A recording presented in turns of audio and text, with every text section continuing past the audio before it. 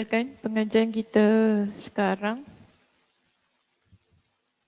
Bismillahirrahmanirrahim. Innal hamdalillah nahmaduhu wa nasta'inuhu wa nastaghfiruh wa na'udzu billahi min shururi anfusina wa min sayyiati a'malina.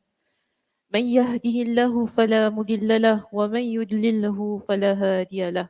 Wa asyhadu an la ilaha illallah wahdahu la syarika lahu wa asyhadu anna Muhammadan 'abduhu wa rasuluh. Amma ba'd. رب اشرح لي صدري ويسر لي أمري واحلل عقدة من لساني يفقهوا قولي ربي زدني علما وارزقني فهما اللهم إنا نسألك علما نافعا ورزقا طيبا وعملا متقبلا. السلام عليكم ورحمة الله وبركاته. Panjang jawab. InsyaAllah. 3. Ada je Kak Dewi ni. Alhamdulillah. Alhamdulillah. Sihat semua?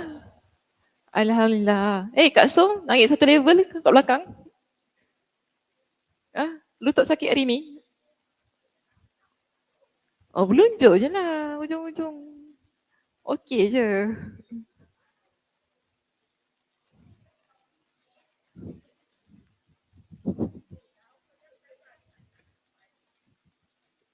Macam-macam. Okey, kakinya okey. Kenapa?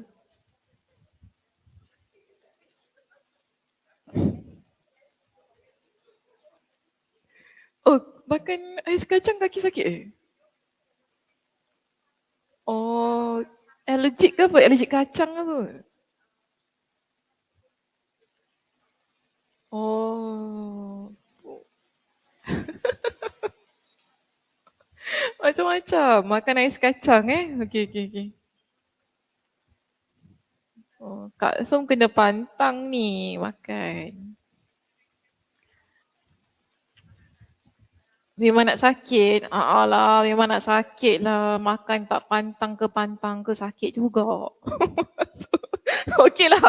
Okey, kita tinggalkan kisah ais kacang tadi ya. Itulah, kesian ais kacang dipersalahkan. Okey, kita muka surat berapa hari ni? Apa? 302. Okey, baik. 302 bab Wakifah. Okey, baik. Hari ini kita akan bincangkan bab kita yang ke-44, muka surat 302.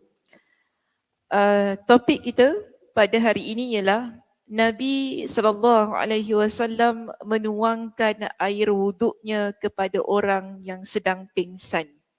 Dalam bahasa Arab, bab kita bertajuk Babu Sabbin Nabi SAW wadu'ahu ala mughman alaihi. Kita baca hadisnya. Qala al-Imam al-Bukhari rahimahullah, haddathana Abul Walidi qala haddathana Syu'batu an Muhammad ibn al-Munkadiri qala sami'tu Jabiran yaqulu ja'a Rasulullah sallallahu alaihi wasallam ya'uduni wa ana maridun la a'qilu fatawadda'a wa sabba alayya min wudu'ihi faqultu ya Rasulullah limanil mirath innama yarithuni kalala fanazalat ayatul faraidi. Maksudnya, Abul Walid meriwayatkan kepada kami, dia berkata, Syu'bah meriwayatkan kepada kami dari Muhammad bin Al-Munkadir. Dia berkata, aku mendengar Jabir berkata Rasulullah SAW datang menjengukku. Saat itu aku sakit, tidak sedarkan diri. Kemudian baginda berwuduk dan menuangkan air wuduknya kepadaku. Maka serta-merta aku sedar seraya bertanya, wahai Rasulullah, untuk siapa harta warisanku sementara yang mewarisiku hanyalah kalalah. Kemudian turunlah ayat-ayat faraid, iaitu ayat warisan. Okey, hadis ini juga kita boleh dapati terdapat di tempat yang lain ya, iaitu hadis nombor 4577, 5651 dan seterusnya. Maknanya dalam kitab Imam Al-Bukhari meriwayatkan hadis ini dalam pelbagai bab dan topik. Seterusnya kita ada syarah judul bab. Syarah judul bab perkataan kita yang pertama pada pagi ini, babu sabbin nabiyyi sallallahu alaihi wasallam wadu'ahu. Bab Nabi SAW menuangkan air wuduknya. Kata wadu, okay, ini dah banyak kali kita bincangkan ya. Wadu dibaca dengan baris atas di sana, huruf waw tersebut, kerana maksudnya adalah air yang digunakan untuk berwuduk. Ni kalau habis kita ingat lagi wadu dengan wuduk, saya tak tahu nak kata apa dah. Sebab banyak kali kita bincangkan waduk dan wuduk berbeza. Kalau kita kata waduk, air yang kita gunakan untuk berwuduk. Kalau wuduk, perbuatan mengambil wuduk itu sendiri. Baik, seterusnya kita ada mughman. Mughman maksudnya orang yang pingsan. Dibaca dengan mendammahkan huruf mim dan mensukunkan huruf ghain. Mim baca baris depan jadi mu, ghain dimatikan mughman. Artinya seorang yang sedang pingsan. Terus masuk kepada syarah hadis. Di sini ada perkataan di mana Jabir dia ceritakan Nabi SAW ya'uduni. Ya'uduni bermaksud menjengukku. Nabi ziarah. Ziarah siapa tadi? Jabir. Kemudian di sini Al-Bukhari mencantumkan dalam kitab At-Tib, iaitu kitab pengobatan, dengan tambahan lafaz masyian. Jadi kalau kita rujuk dalam kitab At-Tib ni dia ada letak Nabi datang jumpa dengan Jabir ni macam mana.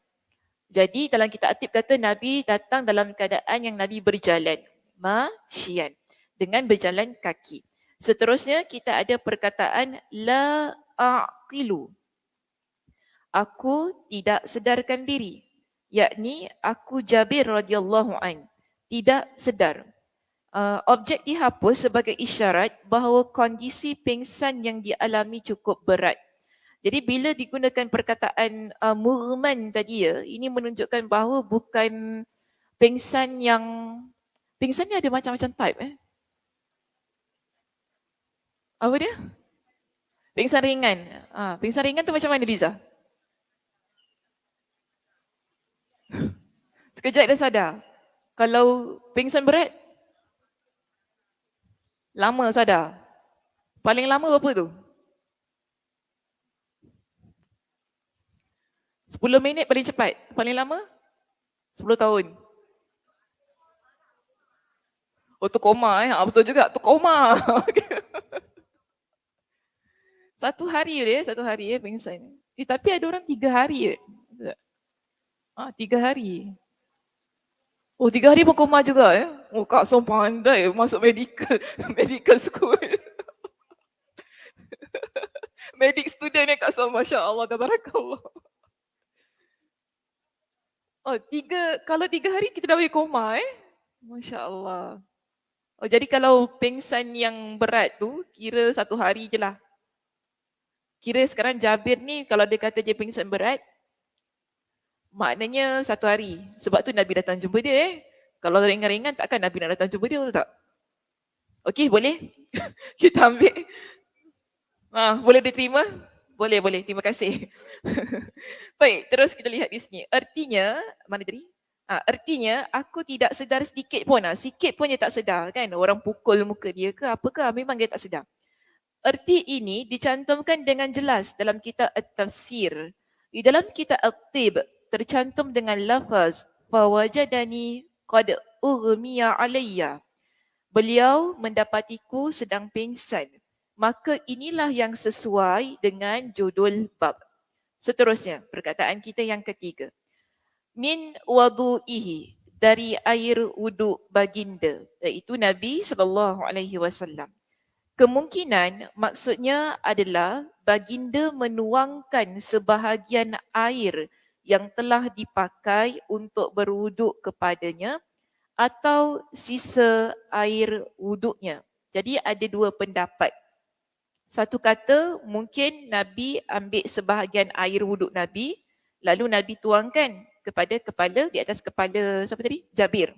Itu pendapat pertama. Pendapat kedua kata mungkin sisa. Sisa tu kita dah bincangkan, maknanya ada percikan ataupun ada bekas air wuduk Nabi yang termasuk dalam air itu. Jadi ada dua pendapat. Tapi dia kata di sini yang lebih tepat adalah makna yang pertama. Okay, sebahagian air yang telah dipakai untuk berwuduk untuk berwuduk lalu Nabi tuangkan kepada Jabir. Kita ambil pendapat yang pertama di situ. Al-Bukhari mencantumkan dalam kitab Al-I'tisam dengan lafaz summa sabba thumma sabba wudu'ahu alayya. Kemudian baginda menuangkan air wuduknya kepadaku. Di dalam riwayat Abu Dawud tercantum dengan lafaz fatawadda'a wa sabbahu alayya. Kemudian baginda berwuduk lalu menuangkannya kepadaku. Okey. Seterusnya di sini perkataan berikutnya di muka surat 304, limanil mirath. Jadi ini soalan siapa tadi? Siapa tanya? Jabir. Okay, jadi bila Jabir dah sedar dari pingsan tadi kan, Nabi SAW dah tuangkan air dekat dia yang pingsan tu. Kemudian dia pun sedar. Bila dia sedar, dia terus tanya dengan Nabi, limanil warith. Okay? Maaf, limanil miras. Salah. Limanil miras. Untuk siapa harta warisan aku? Huruf lam merupakan badal dari, okey tu tak apa, mana tadi? Makna ini, okay? Makna ini dikuatkan dengan hadis yang tertera dalam kitab Al-I'tisam, di mana dia bertanya begini kepada Nabi, kaifa asna'u fi mali? Apa yang harus aku lakukan terhadap harta aku? Jadi kita tak tahu sebab dia pingsan kenapa, namun bila dia sedar daripada pingsan tu, dia terus tanya dengan Nabi berkenaan dengan harta warisan dia macam mana dia nak bahagikan nanti kelak. Lalu di sini perkataan ayatul faraidi, ayat faraid iaitu warisan. Yang tadi tentang kalalah tadi dia tanya. Yang dimaksudkan di sini adalah firman Allah Subhanahu Wa Taala pada ayat yang ke-176 dalam surah An-Nisa. Yastaftunaka qulillahu yuftikum fil kalala. Jadi ayat ini turun berikutan daripada soalan Jabir itu tadi kepada Nabi. Jadi dia tanya Nabi berkenaan dengan harta warisan dia bagaimana, berkenaan dengan harta warisan kalalah tu tadi kan. Jadi Allah Subhanahu Wa Taala turunkan ayat ini. Yastaftunaka qulillahu yuftikum fil kalalah. Mereka meminta fatwa kepadamu tentang kalalah, katakanlah Allah memberi fatwa kepadamu tentang kalalah. Masalah ini akan dikemukakan kembali dalam kitab At-Tafsir. Nanti dalam kitab At-Tafsir insya-Allah kita akan bincangkan dengan secara tuntas berkenaan dengan pembahagian harta kalalah ini, dan pembahasan selanjutnya akan dijelaskan di sana insya-Allah. Jadi yang penting kalau kita nak kata harta kalalah ni ialah ia satu istilah yang diguna pakai untuk mereka yang tidak ada anak. Okey, dia tak bernikah ataupun dia bernikah tapi tidak ada anak, suami tak ada, bapa tak ada. Jadi macam mana dia nak bagikan harta dia? Dia begitu. Okey, adik-beradik dapat. Sebab tu dalam surah An-Nisa ayat 176 dia terangkan. Kalau adik perempuan, kalau dia ada saudara perempuan dapat berapa? Kalau saudara perempuan dia ada 2 berapa? Kalau dia hanya ada adik lelaki ataupun adik abang lelaki berapa? Nanti boleh rujuk dalam ayat itulah dia jelaskan secara terang juga. Kemudian kalau adik-beradik lelaki dengan adik perempuan ada dua-dua, macam mana nak bagi? Jadi Allah Subhanahu Wa Taala jelaskan. Kan ini contoh macam saya lah, saya tak ada anak, saya tak ada bapa. Jadi maknanya saya kalah lah macam tu. Saya ada adik-beradik lah. Maknanya di situ dia tak ada anak. Okey, kalalin maknanya dia ada adik-beradik. Tapi dia tak ada anak, dia tak ada bapa macam tu. Cuma ada adik-beradik. Jadi maknanya kalau orang yang begini, kita bila nak bahagikan harta, kita letakkannya dalam bahagian al-kalalah. Pembahagiannya berbeza sedikit. Okey? Tapi saya ada mak, kurang sikit lah dia orang dapat. Kurang sikit lah kan. So adik-beradik saya dua-dua lelaki, Masya Allah asabah. Semua ambil macam tu. Kaya je orang-orang kalau saya mati macam tu. Abang adik saya kaya, semua harta sakinah dapat. Tapi mak dapat 1/6. Okay, sebab ada adik-beradik lelaki. So begitulah. Jadi kalau kita contoh kalau kita tak ada suami, Kemudian tak ada anak kan. Tapi kalau kita ada anak, tak boleh. Adik-beradik dah kira masuk kategori yang bawah sikit lah. Kalau dia dapat pun kategori bawah sikit.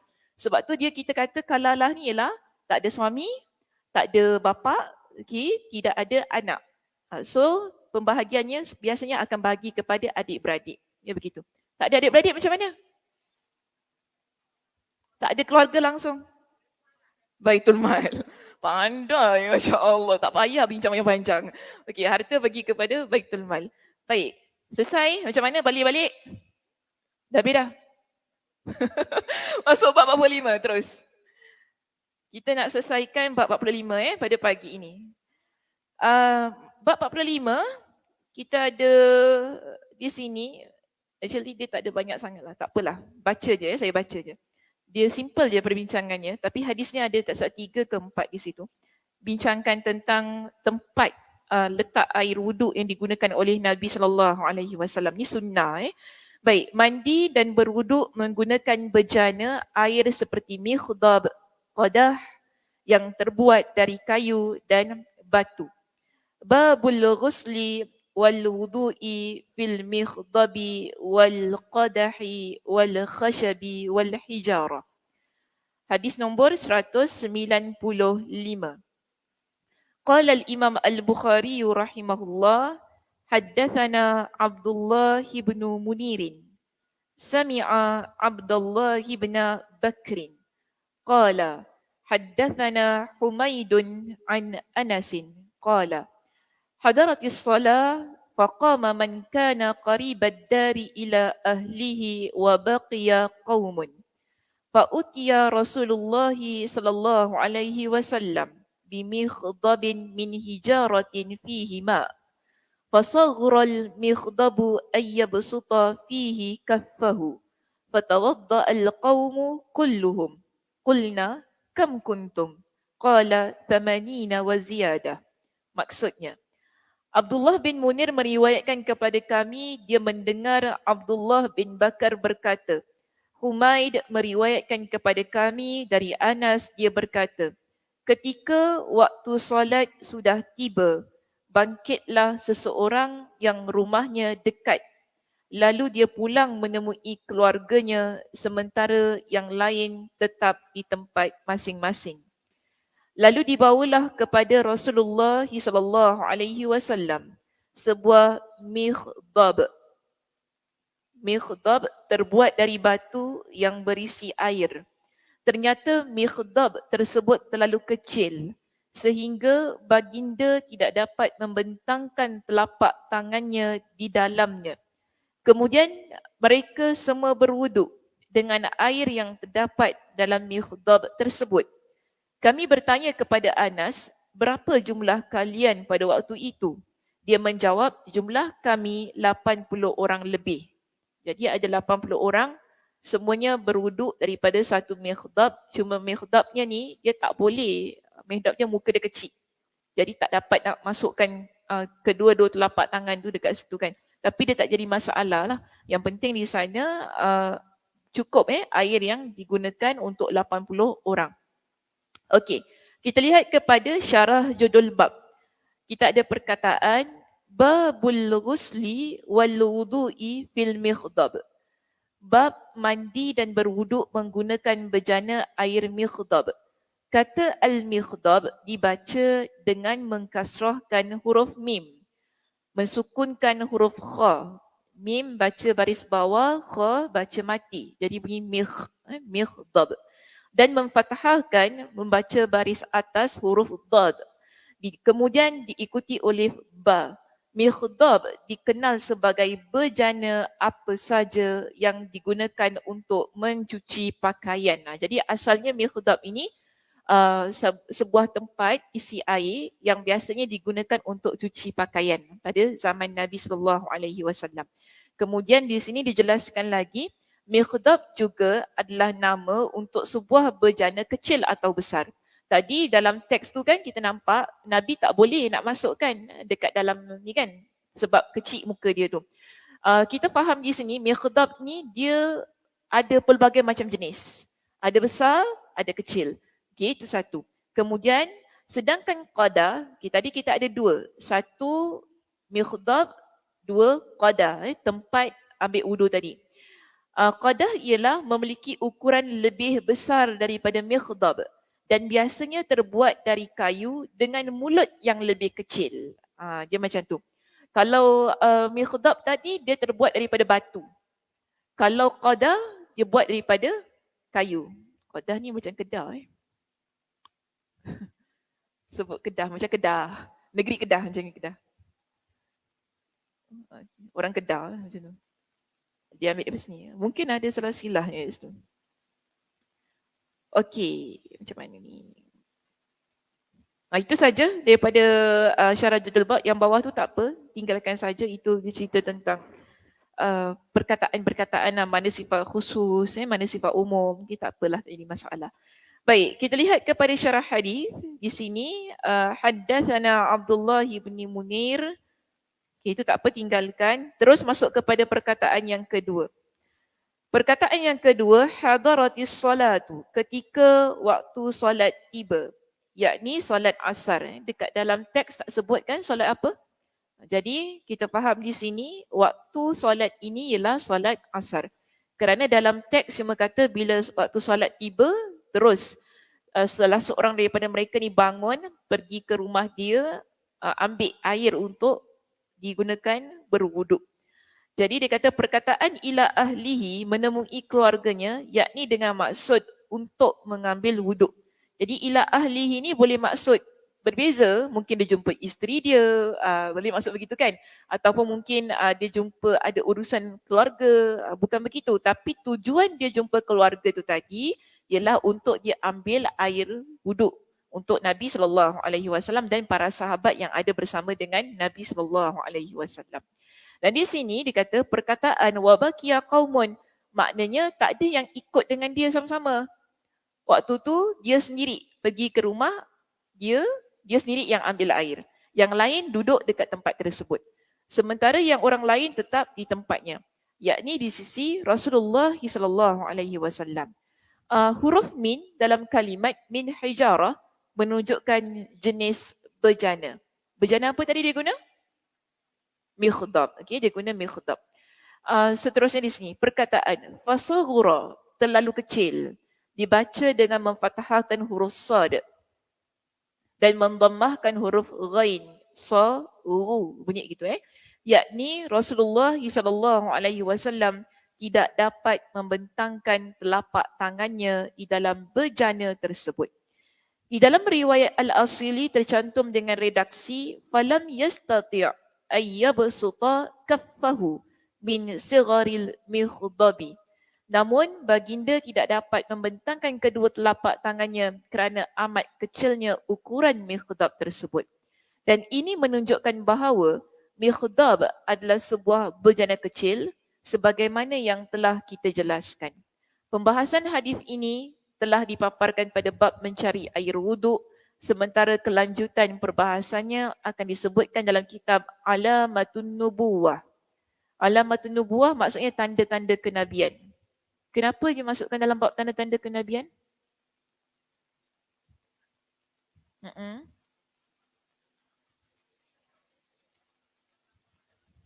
Okey. Tempatnya kecil, tapi kita lihat ia boleh mencukupkan untuk 80 orang berwuduk. Maknanya di situ kalau kita lihat tempat kecil ni biasanya 80 orang tak cukup. Kan? Contoh kita nak buat kerja kahwin kan. Kalau 1000 orang jemput berapa? Nak order makan berapa Kak Dewi? 1000 orang. Macam tu. Kalau order 500 boleh? Tak boleh. Terus, tak boleh. Tak boleh. Okey. Tapi kalau Nabi tu boleh tu. Mukjizat lah, itu yang saya nak kata tu. Kalau Nabi SAW okey aja, tak jadi masalah. Okey, sebab tadi tengok airnya kecil, tapi 80 orang boleh cukup untuk satu bejana yang kecil tu tadi. Masya Allah, tabarakallah. Ini mukjizat yang ada pada Nabi SAW. So kita jangan perasan lah kalau nak kalau nak jemput 1000 orang, tak apa, rezeki Allah bagi, nanti Allah murahkan, tak ada maknanya. Datang orang 1,000 orang, tiba-tiba tak cukup makan. Menggelabah mak pengantin. Ini siapa? Siapa punya nubuah pula nak datang tu kan? Tak ada maknanya. So kita ni pun agak-agak lah ya. Jangan tiba-tiba. Nak masak sendiri Kak Som? Order Grab food.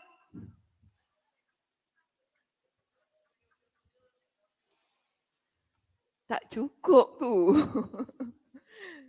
Terus McDonald tengok kan, cancel. Banyak sangat, tak ada masa aku nak buat. Okey, tapi saya ingat nak cerita tu. Dululah kerja kahwin saya dulu masa kerja kahwin saya, masa saya kahwin dulu. Makanan tak cukup aniaya. Betul aniaya. Dah tu kita pergi beli roti banyak-banyak. Makan dengan kuah kari tu. Kesian arwah abah saya waktu tu. Ada orang kena tu lah. Saya kena macam tu. Tapi ordernya cukup. Order ni cukup.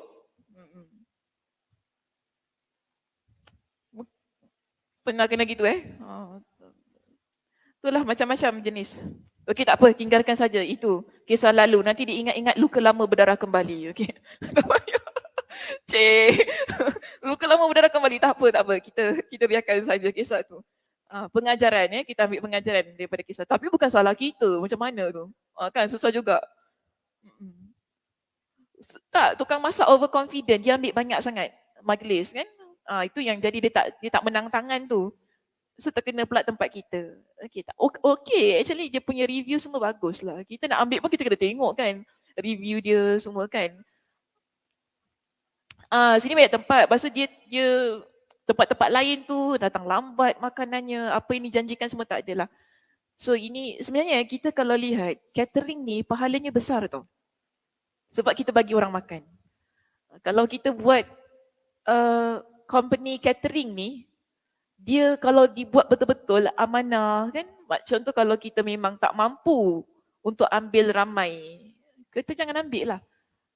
Jadi supaya tak jadi banyak masalah kat situ kan. Tapi kalau kita dah aniaya orang, tapi duit minta tu masalahnya. Duit minta. Arwah abah kata tak boleh encik, awak tak tunaikan janji awak. Tapi jadi gaduh besar, susah. Dia pula marah kita, mana boleh awak jadi. Arwah abah saya jenis yang tak kuasa nak gaduh. Tak apalah, bagi je, malas. Nanti jadi drag benda tu kan. Majlis pun dah selesai, dah selamat dah kan. Dah cerai pun, dah tak payah. Okey, dah sudah. Okey, terus sini. 307 ni, hadis yang kedua. Muka surat 307, hadis 196. Hadis yang kedua untuk menyokong hadis yang pertama di situ Haddatsana Muhammad bin al-Ala qala haddatsana Abu Usamah an Buraidin an Abi Burdata an Abi Musa anna an-nabiy sallallahu alaihi wasallam da'a biqadahin fihi ma'un faghasala yadayhi wa wajhahu fihi wa majja fihi. Maksudnya Muhammad bin Al-Ala meriwayatkan kepada kami, dia berkata, Abu Usamah meriwayatkan kepada kami dari Buraid, dari Abu Burdah, dari Abu Musa, bahawa Nabi SAW meminta dibawakan kepadanya bejana yang berisi air. Lantas baginda membasuh kedua tangan dan wajahnya, kemudian menyemburkan air ke dalamnya. Okay, jadi daripada hadis ini, dia tak terangkan banyak sangat. Kalau kita rujuk muka surat 308, perkataan an Buraidin dari Buraid dibaca dengan huruf ba dan ra dalam bentuk tasghir. Nama lengkapnya adalah Buraid bin Abdullah bin Abu Bardah. Sebahagian matan hadis ini telah disebutkan dalam bab mempergunakan sisa air wuduk orang lain secara muallaq dan akan disebutkan secara lengkap dalam kitab Al-Maghazi insya-Allah. Tujuannya adalah menyebutkan tentang bejana air dan masalah ini telah kami sentuh sebelumnya. Jadi yang nak kata dekat sini, Nabi guna ketika Nabi berwuduk ni, jenis bejana yang Nabi guna tu apa? Tadi mula-mula kita dapat mikhdab. Masuk kepada hadis yang kedua ini, kita dapati bekas ataupun tempat air tu namanya qadah. Jadi kita dapat dua lah. Nabi ada pernah gunakan mikhdab, Nabi juga pernah gunakan qadah. Okey. Seterusnya hadis berikutnya di sini. Haddatsana Ahmad bin Yunus qala haddatsana Abdul Aziz bin Abi Salamah qala حدثنا عمرو بن يحيى عن أبيه عن عبد الله بن زيد قال أتى رسول الله صلى الله عليه وسلم فأخرجنا له ماء في طور من صفر. Ini lagi satu. Okay, maknanya satu lagi jenis.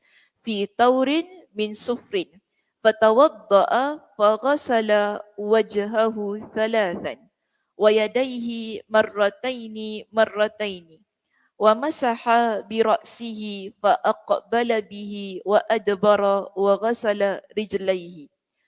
Ahmad bin Yunus meriwayatkan kepada kami, dia berkata, Abdul Aziz bin Abu Salamah meriwayatkan kepada kami, dia berkata, Amru bin Yahya meriwayatkan kepada kami dari ayahnya, dari Abdullah bin Zaid, dia berkata, saat Rasulullah SAW datang, kami keluarkan untuk baginda air dalam bejana taur. Lalu baginda berwuduk, lalu membasuh wajahnya sebanyak 3 kali, lalu membasuh kedua tangannya sebanyak 2 kali 2 kali, serta mengusap kepalanya ke depan dan ke belakang. Kemudian membasuh kedua kakinya. Kita dah pernah baca kan hadis ni? Dekat mana? Di bab mana kita baca hadis ni?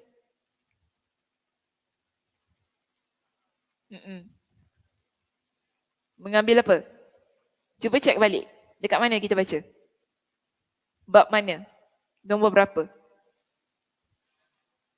Berapa? 3. 43. 23. Bab 32. Oh, bab 32. Muka surat berapa, Kak Ram? 176. Tak sama buku.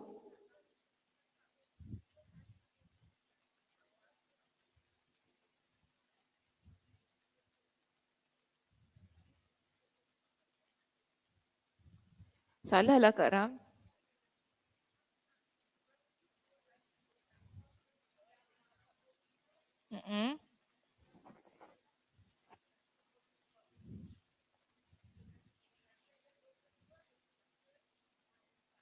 Oh, bab berapa tadi? 22, 23, 24.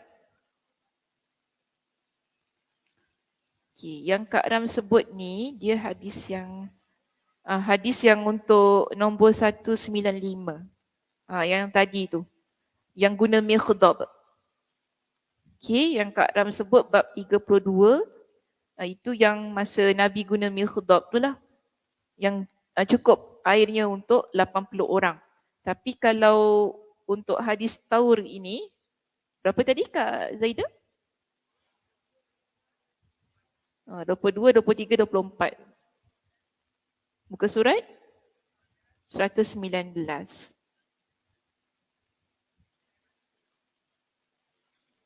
Okey. Bab 22, 23. Mana perkataan taur dia?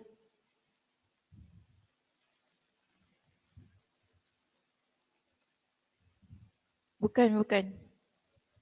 Saya cari ni.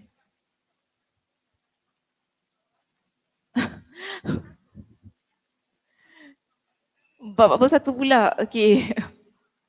Tak, saya cari perkataan taur. Kenapa sampai hadis 23 tu saya kata kenapa lain ni? Oh, bukan itu. Maksud saya, kita kan tengah bincang tempat-tempat air yang Nabi guna kan.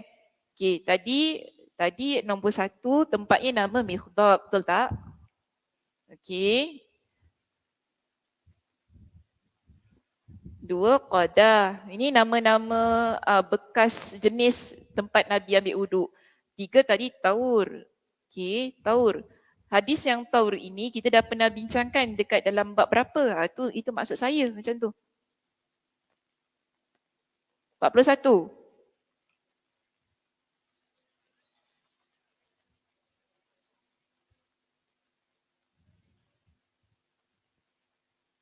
Ke tak jumpa? Tak jumpa tak apalah, balik rumah cari sendiri.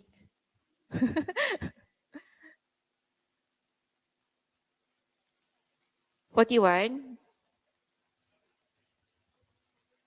Tak ada. Ada, saya pernah nampak. Saya pernah nampak. Kita pernah baca. Ni, bab 42. Bab 42. Cuba lihat muka surat 287. Fada'a bitaurin min ma'in. Bab 42, muka surat 287. Oh yes. Okay. Ustazah skip Maknanya, depan tu ada lagi satu je 39. Cik, 39 pula. 39 saya tak skip.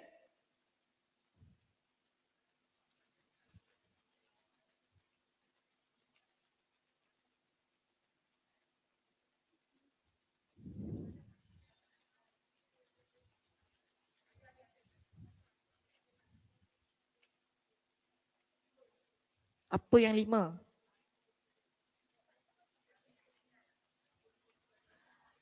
Tertinai ada tertinai.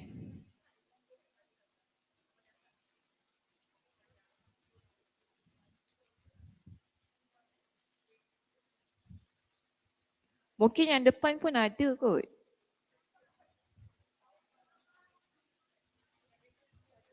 Oh, ini macam auction. Ya. 48. 38. 39. Lagi? 42. 45. Okey. Nanti saya senaraikan kat sini. Senang. Berapa? 38. 39. 42. Awal lagi tak ada 20 tadi ada ke? Itu 3 kali, 2 kali 2 kali. Okey, maknanya di sini hadis tu, okey, kita dah bincang lah. Nanti boleh lihat penerangan dia. Mungkin siapa-siapa yang tak sempat boleh lihat penerangan dia pada hadis nombor 38, 39, 42 tu. Saya skip nombor 42 Sebab kita dah bincangkan kan hadis yang sama, betul tak? Sebab tu saya skip kan. Sebab tu tak jumpa. Boleh pula tak jumpa. Tak jumpa cari. Oh, tak baca.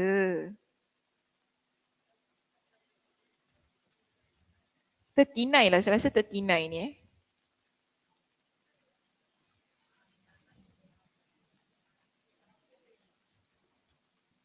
Kalau dapat yang lebih awal lagi bagus. Saya macam rasa ada lagi lah. Okay, tak apalah, buang masa je. Habis time. Cari je pasal. Okay.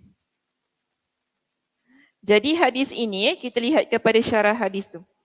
Kita ada perkataan Ahmad ibn Yunus. Dia adalah Ahmad bin Yunus bin Abdullah bin Yunus. Dinisbahkan kepada datuknya. Dan Abdul Aziz adalah gurunya. Yang nama lengkapnya Abdul Aziz bin Abdullah bin Abu Salamah. Dinisbahkan kepada datuknya juga. Okeylah, tak apa. Tak ada masalah sangat. Kita ada perkataan Ata Rasulullah sallallahu alaihi wasallam. Rasulullah sallallahu alaihi wasallam datang, menurut riwayat Al-Kushmihani dan Abul Waqt. Riwayat ini tercantum dengan redaksi Atana. Rasulullah sallallahu alaihi wasallam mengunjungi kami. Kemudian kita ada perkataan faghasala wajhahu, lalu membasuh wajahnya. Ini semua dah terangkan dah ni. Kita tak apalah, tinggalkan saja. Kita dah pernah bincangkan dah berkenaan basuh wajah semua ni. Terus kita lihat kepada hadis kita di sini. Hadis nombor 198. Qala al-Imam Al-Bukhari rahimahullah haddatsana Abul Yamani qala akhbarana Syu'aibun 'ani Az-Zuhri قال أخبرني عبيد الله بن عبد الله بن عتبة أن عائشة قالت لما ثقل النبي صلى الله عليه وسلم واشتد به وجعه استأذن أزواجه في أي مرض في بيتي فأذن له فخرج النبي صلى الله عليه وسلم بين رجلين تخط رجلاه في الأرض بين عباس ورجل آخر قال عبيد الله فأخبرت عبد الله بن عباس فقال أتدري من الرجل الآخر؟ قلت لا قال هو علي وكانت عائشة رضي الله عنها تحدث أن النبي صلى الله عليه وسلم قال بعدما دخل بيته واشتد وجعه هريق علي من 7 قراب لم تحلل أوكيتهن لعلي أعهد إلى الناس وأجلس في مخضب لحفصة زوج النبي صلى الله عليه وسلم ثم طفقنا نصب عليه من تلك القرب حتى طفق يشير إلينا أن قد فعلتن ثم خرج إلى الناس. Okey, panjang sikit hadis ya. Abu Yaman meriwayatkan kepada kami, dia berkata, Syuaib mengkhabarkan kepada kami dari Az-Zuhri, dia berkata, Ubaidullah bin Abdullah bin Utbah mengkabarkan kepadaku bahawa Aisyah berkata, tatkala sakit yang diderita Nabi SAW semakin parah, baginda meminta kepada semua isterinya agar mengizinkannya dirawat di rumahku. Maka mereka pun mengizinkan. Kemudian Nabi SAW dengan dipapah oleh 2 orang hingga kedua kaki baginda meninggalkan bekas garis di tanah. 2 orang tersebut adalah Abdullah ibn Abbas dan seorang lagi lelaki yang lain. Ubaidullah berkata, aku mengkabarkan hal itu kepada Abdullah ibn Abbas. Maka dia berkata, tahukah kamu siapa lelaki yang seorang lagi? Aku menjawab, tidak. Dia berkata, orang itu adalah Ali. Aisyah radhiyallahu anha pun menceritakan bahawasanya tatkala Nabi SAW masuk ke rumahnya dalam keadaan sakit yang sudah semakin parah, baginda bersabda, siramlah aku dengan air dari 7 kirbah, tempat air dari kulit yang belum dibuka tali-talinya. Semoga saja aku dapat membuat wasiat kepada orang ramai. Lantas baginda didudukkan dalam mikhdab milik Hafsah, isteri Nabi SAW.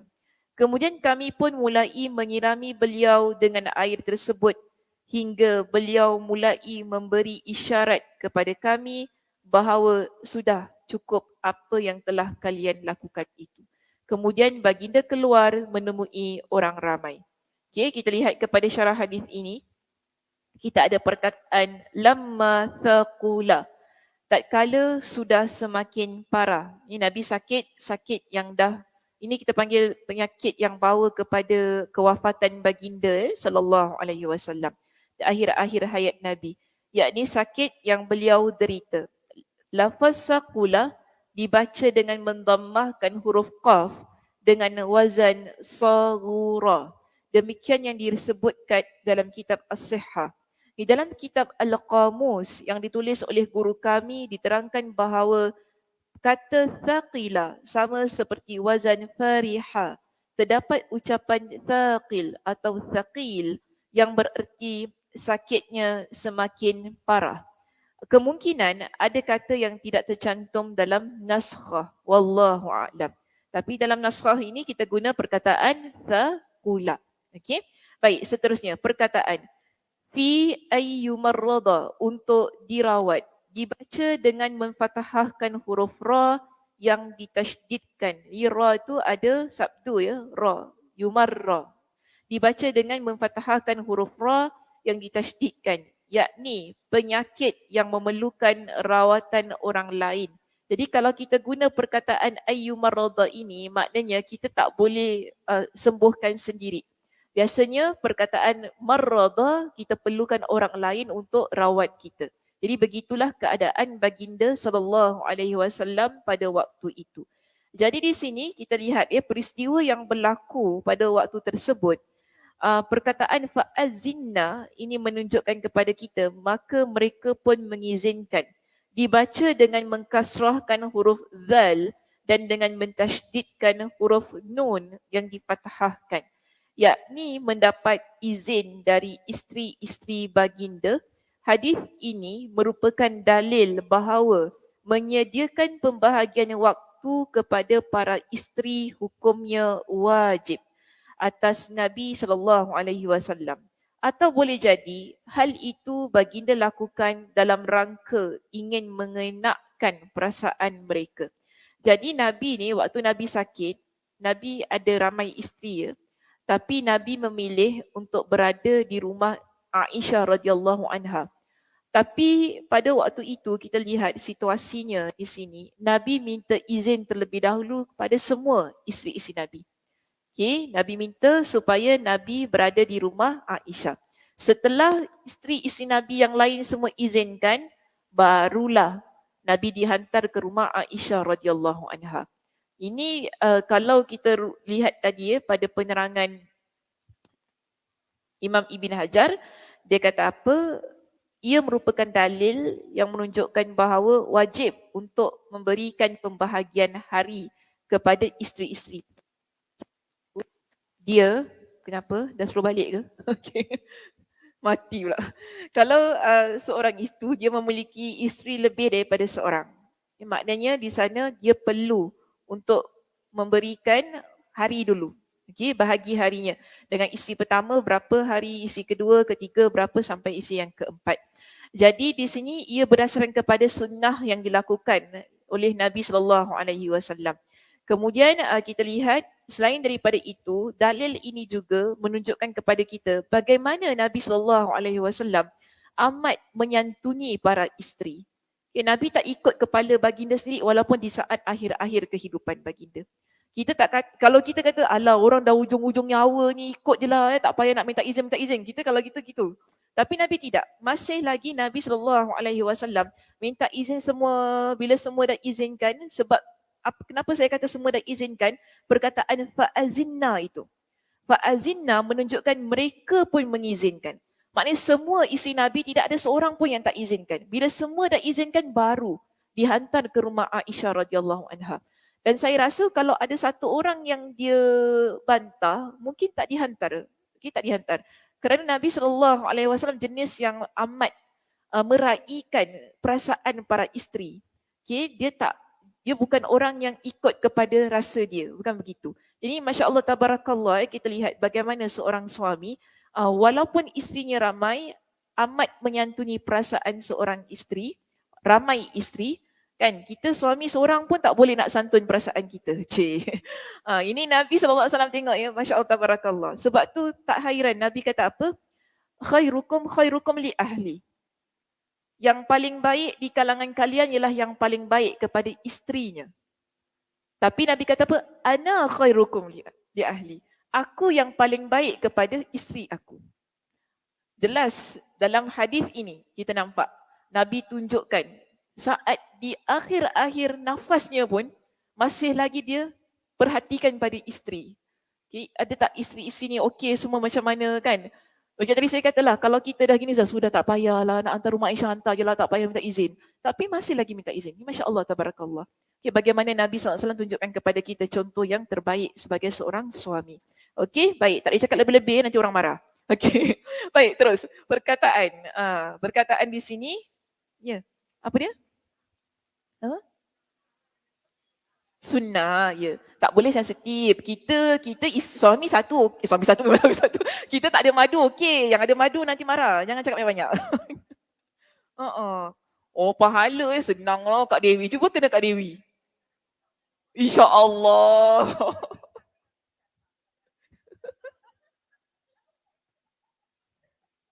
Sebab tu Kak Dewi berani cakap insya-Allah. Kan? Okay. Lepas saya mati baru boleh lebih.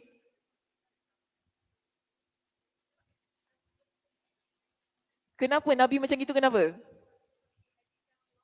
Uh-uh.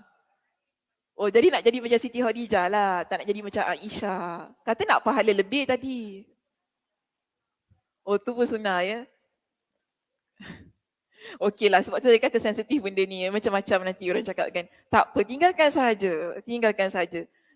Nanti kan tiba-tiba kan ada yang bangun pula. Yang dekat sini bangun, yang dekat rumah tutup terus. Macam tu kan. Dah sudah, malas aku nak dengar ini. Madu konon. Okey, dah sudah. Perkataan, terus masuk perkataan yang berikutnya, 312 di situ.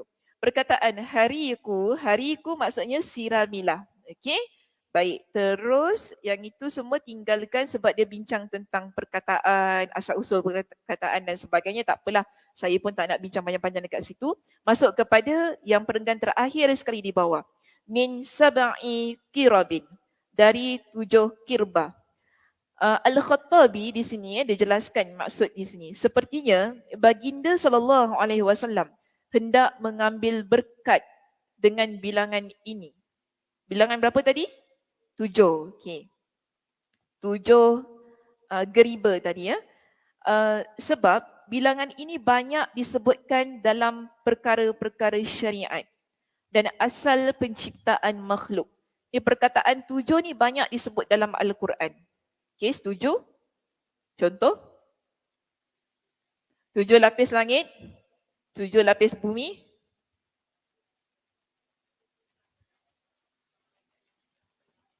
Tujuh ayat yang diulang-ulang, ayat apa? Surah Al-Fatihah. Okey, lagi? Apa lagi 7? Ingat 7.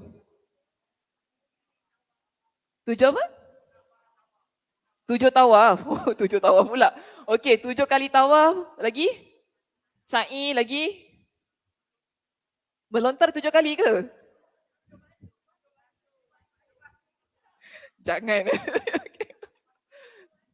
7 biji batu. Okey, lagi apa 7 lagi? Cik Ya ada? Syurga? Syurga lebih. Apa yang lebih tu? Pintu.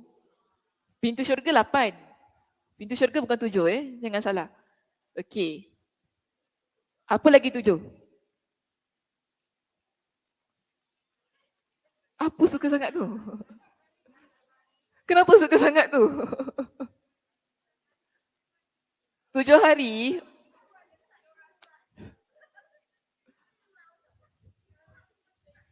7 hari mencintaimu. Saya kata dalam Al-Quran. Ya Allah. 7. Boleh Okey, boleh. Tak diterima? Tak diterima. 7 hari mencintaimu. Okey. Macam mana boleh masuk? Sebab 7. Okey. Okey, tak apa.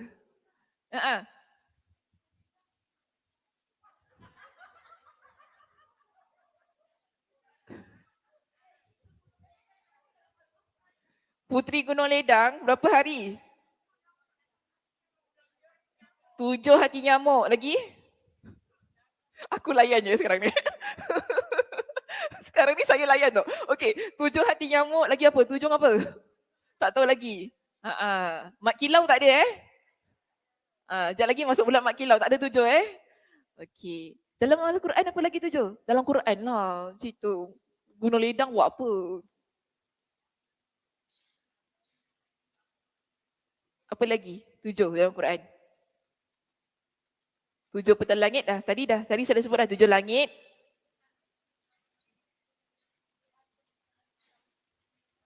Yelah, tadi 7, langitnya 7. Ini semua yang pertama Allah ciptakan 7 langit, 7 lapis bumi je. Lapisan kulit 7 Betul 7? Nanti saya cek balik. Takut doktor marah nanti sesebarang. Betul 7 lapisan kulit? Ingat ni, apa ada ni. Allah, saya pula lupa. Tadi saya nak sebut dah. Tak apa, saya lupa. Masuk 7 kulit tu lupa. Tadi ada saya nak sebut tadi. Subhanallah. Okay, tak apa, tak apa. Yang penting, ini pendapat daripada Al-Khattabi. Al-Khattabi kata apa? Kemungkinan Nabi SAW minta air daripada 7 qirbah itu tadi kan? Kerana dalam Al-Quran banyak menyebutkan tentang 7. Bila dalam Al-Quran banyak sebut tentang 7 tadi, Allah ciptakan langit 7 lapis, 7 lapisan bumi. Okay? Itu sebagai satu bentuk yang mana kita panggil keberkatan yang cuba Nabi SAW ambil untuk rawat diri baginda SAW. Dan kita ada 7 kurma ajwa kan makan satu hari tu kan. Itu yang saya nak ingatkan tadi. Ya.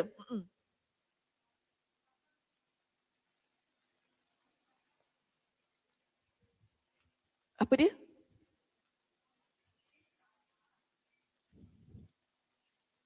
Oh, ciptaan manusia. 7 peringkat penciptaan manusia. Okey, itu pun ada juga yang daripada tanah, kemudian pergi kepada mani, seterusnya lapisan kulit dan sebagainya. Ada cara penciptaannya yang begitu.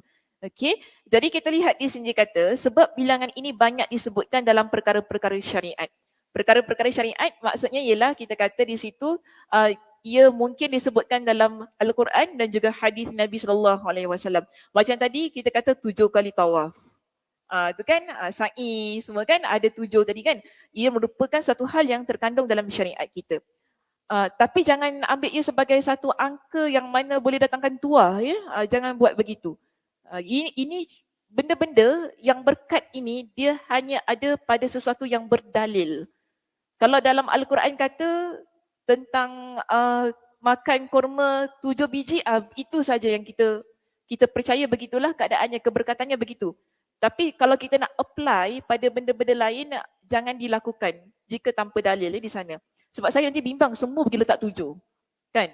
Kita nak cari hari kahwin pun 7 hari bulan. Nanti macam nanti bimbang gitu. Kenapa cari? Oh sebab dalam Quran banyak 7. Tak boleh. Tak boleh sedemikian ya. So di sini kita lihat dia kata riwayat At-Tabrani menyebutkan hadis ini dengan redaksi min abarin syatta dari pelbagai air sumur.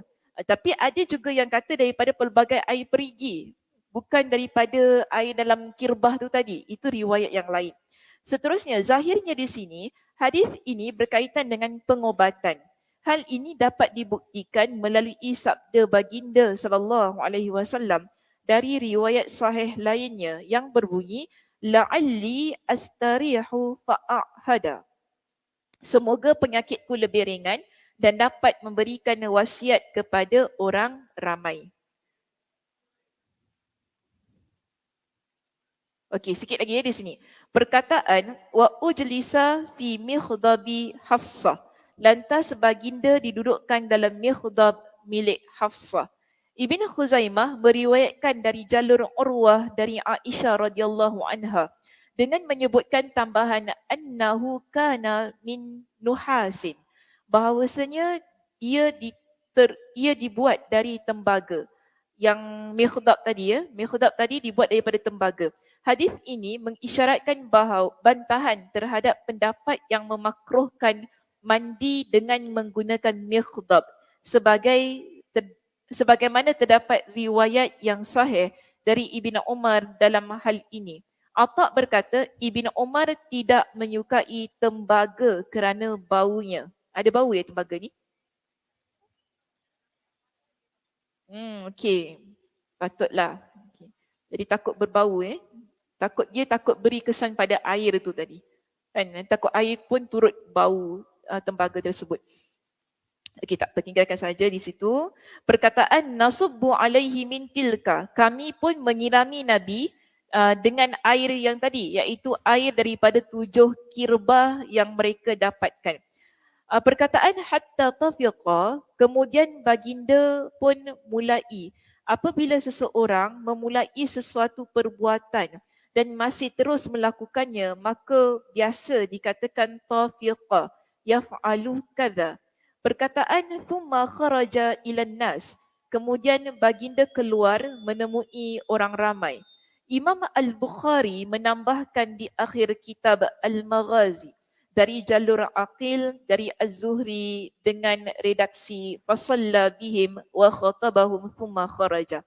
Lantas baginda salat mengimamkan mereka lalu menyampaikan khutbahnya kemudian pergi keluar daripada tempat tersebut. Kelanjutan pembahasan ini akan dicantumkan dalam kitab tersebut. Demikian juga pembahasan tentang hukum-hukum yang berkaitan dengan imam dalam bab batasan orang yang sedang sakit untuk tetap ikut solat berjemaah, insya-Allah. Jadi nanti dalam kitab Al-Maghazi akan dijelaskan dengan lebih lanjut. Yang penting kita lihat begini, dalam kes ini setelah Nabi SAW dimandikan daripada 7 kirbah itu tadi, Nabi SAW pun memiliki kemampuan untuk bangun, okay, dan dimandikan di mana tadi? Mikhdab. Mikhdab milik siapa? Hafsah. Jadi setelah itu Nabi SAW memiliki kekuatan, setelah itu Nabi keluar. Dalam riwayat yang kita baca ini, iaitu riwayat Imam Al-Bukhari dalam kitab wuduk tak sebut yang Nabi mengimamkan salat. Tapi kalau kita baca dalam kitab Al-Maghazi, kita dapati Nabi bukan keluar jumpa orang berbual gitu saja, tidak. Tapi Nabi keluar, Nabi imamkan salat, setelah itu Nabi berikan khutbah, baru Nabi masuk kembali ke rumah baginda. Okey, itu sahaja perbincangan kita pada pagi ini. Terima kasih di atas perhatiannya. Mudah-mudahan Allah Subhanahu Wa Taala memberkati pertemuan kita. Saya tutup dengan tasbih kafarah. Subhanakallahumma wa bihamdika asyhadu an la ilaha illa anta astaghfiruka wa atubu ilaik. Assalamualaikum warahmatullahi wabarakatuh.